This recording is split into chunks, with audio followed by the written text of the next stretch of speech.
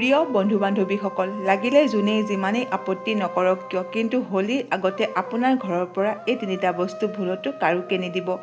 লাগিলে কোনোৱে আপোনাক যিমানেই আপত্তি নকৰক কিয়, যিমানেই কাকুতি মিনতি নকৰক কিয়, তথাপিও এই 6টা বস্তু কাৰোকে নিদিব।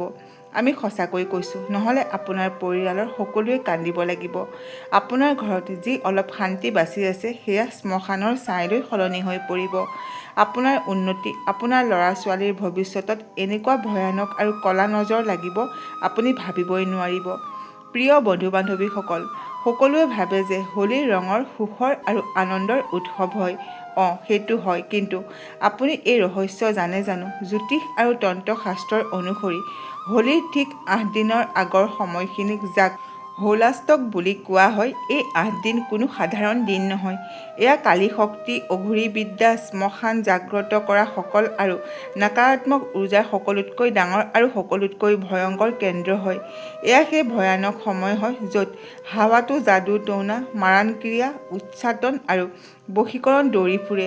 এই 8 দিনৰ সময়খিনিত ব্ৰহ্মাণ্ডৰ সকলো গ্ৰহ উগ্ৰ আৰু ভয়ংকৰ অৱস্থাত থাকে আৰু ভয়ানক সময়ৰ অন্তৰালত আপুনি নজনাকৈও যদি আপুনি মানৱতাৰ খাতিৰত বা কাৰোবাৰ মিঠা কথাত আহি আপোনাৰ ঘৰৰ পৰা এই 7টা বস্তু কোনো বাহিৰা ব্যক্তিক দি দিয়ে, তেন্তে জানি লওক যে আপুনি আপোনাৰ হাতেৰে সম্পূৰ্ণ পৰিয়ালটোকে বৰবাদৰ মুখলৈ ঠেলি দিছে। যদি আপুনি এইটো জনাৰ পাছতো নিজৰ অহংকাৰ বা অস্থিৰতাৰ কাৰণে এই কথাখিনি আধাতেই এৰি দিয়ে, তেন্তে কাইলৈ আপুনি ভাগ্য বা ভগৱানক দোষ নিদিব, কিয়নো এই যি ভয়ানক আৰু ৰহস্যময়ী ঘটনা আপোনাৰ লগত ঘটিবলৈ গৈ আছে, তাৰ পৰা দুনিয়াৰ কোনো শক্তিয়ে, কোনো তান্ত্ৰিক বা কোনো ডাক্তৰে বচাব নোৱাৰিব। গতিকে যদি আপুনি সেই 7টা বস্তু দি দিয়ে, তেন্তে জানিব যে তেওঁলোকে আপোনাৰ ভাগ্য চুৰ কৰি লৈ গ'ল। আচলতে সেই 7টা বস্তু কি, যিটো আপুনি যিকোনো কাৰণত লাগিলে যিয়েই নহওক কিয় আপোনাৰ ঘৰৰ পৰা বাহিৰলৈ যাবলৈ নিদিব। সম্পূৰ্ণ কাণ খুলি ধ্যান লগাই শুনি লওক। প্ৰথম বস্তুটো হৈছে সূৰ্য অস্ত যোৱাৰ পাছত আপোনাৰ ঘৰৰ পৰা বগা বস্তু যেনে গাখীৰ, দৈ, চেনি, চাউল বা আপোনাৰ ঘৰৰ নিমখ। প্ৰিয় বন্ধু-বান্ধৱীসকল, জ্যোতিষ শাস্ত্ৰমতে বগা বস্তু কোনো সাধাৰণ ৰং নহয়। ইয়াৰ চিধা আৰু গভীৰ প্ৰভাৱ চন্দ্ৰ গ্ৰহৰ সৈতে জড়িত হয়। চন্দ্ৰমা আপোনাৰ ঘৰৰ শান্তি আৰু আপোনাৰ মনৰ সুখ শান্তিৰ কাৰক হয় আৰু শুক্ৰদেৱ আপোনাৰ ঘৰৰ ঐশ্বৰ্য, ধন সম্পত্তি আৰু সুখ সুবিধাৰে স্বামী হয়। নিমখৰ চিধা সম্বন্ধ ক্ৰূৰ গ্ৰহ ৰাহু আৰু কৰ্মফলদাতা শনিৰ সৈতে জড়িত হয়। হোলীৰ আগৰ এই ভয়ংকৰ আৰু ৰহস্যময়ী 8 দিনৰ ভিতৰত ডাঙৰ ডাঙৰ অঘৰী, তান্ত্ৰিক আৰু আপোনাৰ ওপৰত জ্বলি থকা সকলে আন কাৰোবাৰ ঘৰৰ পৰা বগা বস্তু বিচাৰি আনি ভয়ানক মাৰণ আৰু মোহন টোটকা কৰে। যদি কোনোবাই সন্ধিয়া সময়ত, মানে যেতিয়া সূৰ্য অস্ত যায় আৰু ৰাতিৰ অন্ধকাৰে আৱৰি ধৰে, সেই সময়ত যদি কোনোবাই গাখীৰ, দৈ, চেনি বা নিমখ বিচাৰে, তেন্তে একেবাৰে পৰিষ্কাৰ আৰু কঠোৰ শব্দৰে কৈ দিব যে মোৰ ঘৰত নাই। লাগিলে তেওঁ যিমানেই আপত্তি নকৰক, খালী হাতেৰে ঘূৰাই পঠিয়াই দিব। যদি আপুনি মানৱতাৰ খাতিৰত বা লাজৰ কাৰণে নিমখ বা গাখীৰ এই সময়খিনিত কাৰোবাক দি দিয়ে, তেন্তে আপুনি এখন বগা কাগজত লিখি লওক যে আপোনাৰ ঘৰৰ সকলো সকাৰাত্মক উৰ্জা, আপোনাৰ ঘৰৰ উন্নতি, আপোনাৰ ল'ৰা-ছোৱালীৰ সফলতা সেই সময়তে সেই ব্যক্তিজনৰ ঘৰলৈ গুচি যাব আৰু তেওঁলোকৰ সকলো দুৰ্ভাগ্য, তেওঁলোকৰ পূৰ্ব দৰিদ্ৰতা আৰু তেওঁলোকৰ ঘৰৰ ভয়ানক বেমাৰ এক ঝাটকাত আপোনাৰ ঘৰলৈ প্ৰৱেশ কৰিব। আপুনি উপাৰ্জন কৰা সকলো ধন বেমাৰত পানীৰ দৰে বৈ যাবলৈ ধৰিব। সেইকাৰণে প্ৰিয় বন্ধু-বান্ধৱীসকল, এই সন্ধিয়া সময়ত নিমখ বা চেনি খুজিবলৈ অহা সকল কোনো পৰ বা অচিনাকি লোক নহয়। এয়া আপোনাৰ আশে-পাশে থকা লোক বা কোনো চালাক আত্মীয়-স্বজন হয়, যিসকলে মুখেৰেতো বহুত মিঠা মিঠা কথা কয়, কিন্তু পিঠিৰ পিছৰ ফালৰ পৰা আপোনাৰ বৰবাদীৰ প্ৰাৰ্থনা কৰে। মানুহৰ জীৱনত কন্দুৱাই দিব পৰা সকলোতকৈ সত্য কথাটো এইটোৱেই হয়। প্ৰিয় বন্ধু-বান্ধৱীসকল, কলিযুগৰ এই ভয়ংকৰ সময়খিনিত কোনো কাৰো আপোন নহয়। যেতিয়া আপোনাৰ ওচৰত পইচা থাকে, আপোনাৰ জেপ নোটেৰে ভৰি থাকে, তেতিয়া এই সকলোবোৰ আত্মীয়-স্বজন আৰু বন্ধু আপোনাৰ আগে পিছে দৌৰি ফুৰিব। আৰু যেতিয়া আপোনাৰ বেয়া সময় আহে, যেতিয়া আপোনাক 100 টকাৰ প্ৰয়োজন হ'ব, তেতিয়া এই সকল লোকেই আপোনাক আনৰ ওচৰত পৰিচয় দিবলৈ লাজ পাব। আপোনাক ৰাস্তাত দেখি তেওঁলোকৰ ৰাস্তা সলাই পেলাব। লুকাই যাব।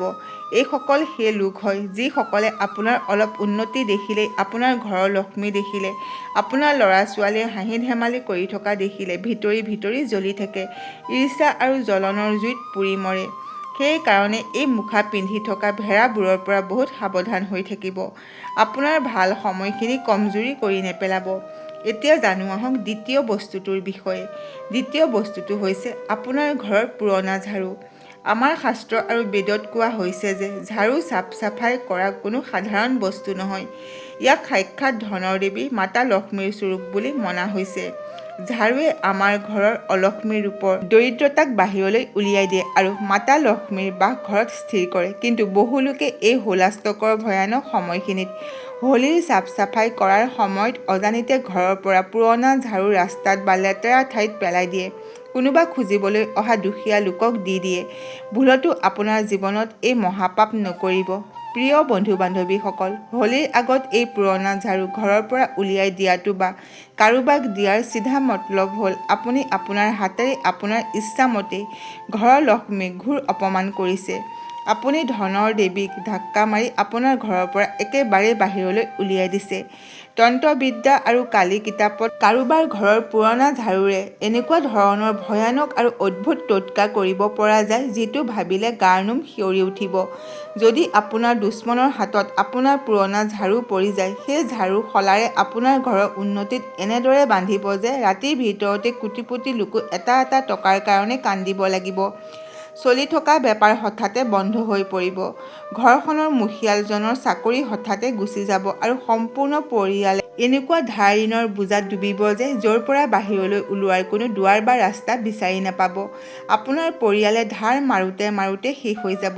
এতিয়া ধ্যান দি শুনক তৃতীয় বস্তুটো, আপুনি পিন্ধি থকা পুৰণা কাপোৰ আৰু মহিলাসকলৰ সেন্দুৰ। প্ৰিয় বন্ধু বান্ধৱীসকল, আমি সকলোৱে জানো যে শাস্ত্ৰমতে দান কৰাটো বহুত ডাঙৰ পুণ্য বুলি। কিন্তু মনত ৰাখিব যে সময় আৰু কালৰ চক্ৰ বহুতেই বলৱান হয়। হোলীৰ এই ভয়ানক দিনকেইটাত আপুনি বা আপোনাৰ ল'ৰা ছোৱালীয়ে পিন্ধি থকা পুৰণা কাপোৰ ভুলতো কোনো দুখীয়া লোকক বা ভিক্ষাৰীক নিদিব।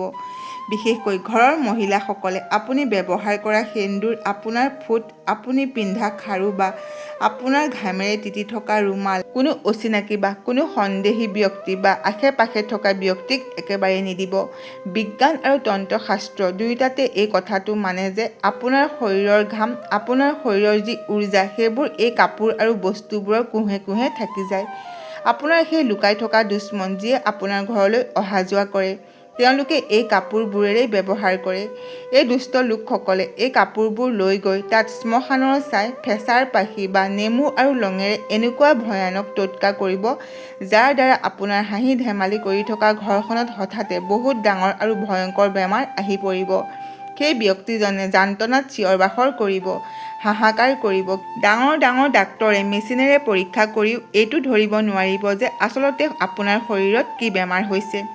কিবা এনেকুৱা ভয়ংকৰ অঘটন হৈ যাব যে সেই বেমাৰৰ চিকিৎসা কৰাওঁতে কৰাওঁতে আপোনাৰ সকলোবোৰ শেষ হৈ যাব।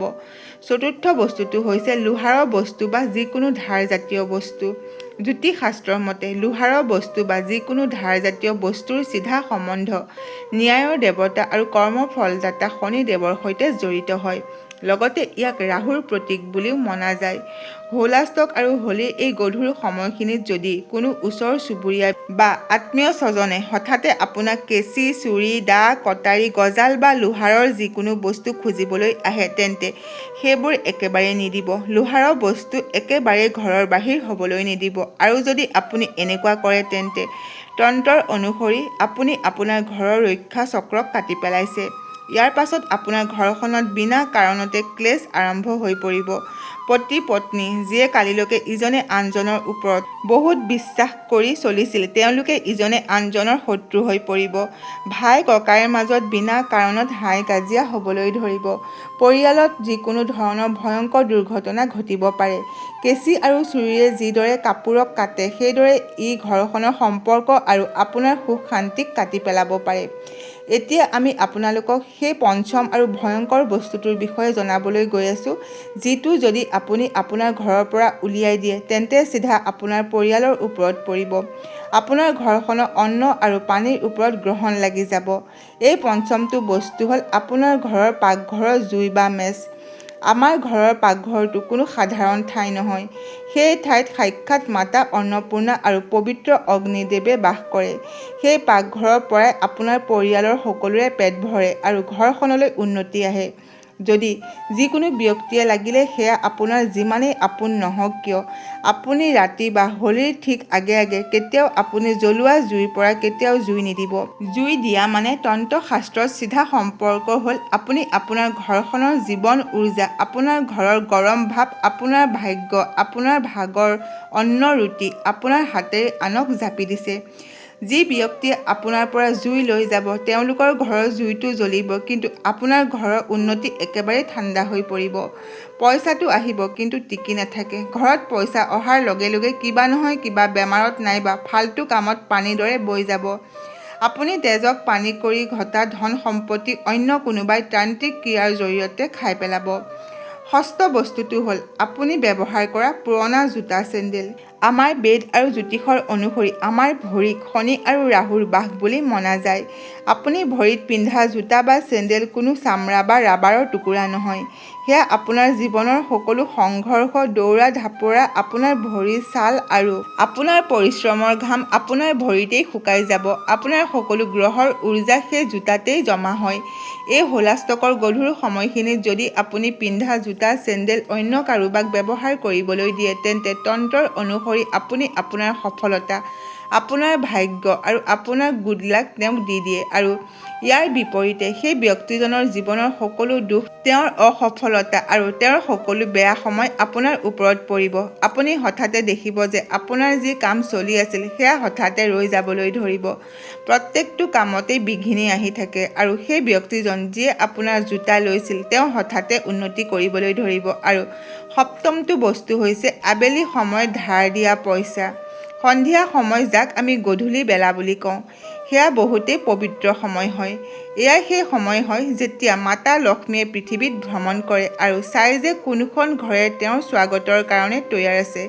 হোলাষ্টকৰ পৰা হোলীৰ সময়লৈকে যেতিয়া সূৰ্য ডুব যাবলৈ হয় তেতিয়া কাৰোকে লাগিলে তেওঁ আপোনাৰ যিমানে প্ৰকৃত বন্ধু নহওক কিয়, আত্মীয় স্বজন নহওক কিয়, ধাৰ লৈ পইচা একেবাৰে নিদিব। যদি আপুনি ভাৱনাত পৰি এই সন্ধিয়া সময়ত পইচা উলিয়াই দিয়ে তেতিয়া মা লক্ষ্মীয়ে ক্ৰোধিত হৈ আপোনাৰ ঘৰ এৰি গুচি যাব।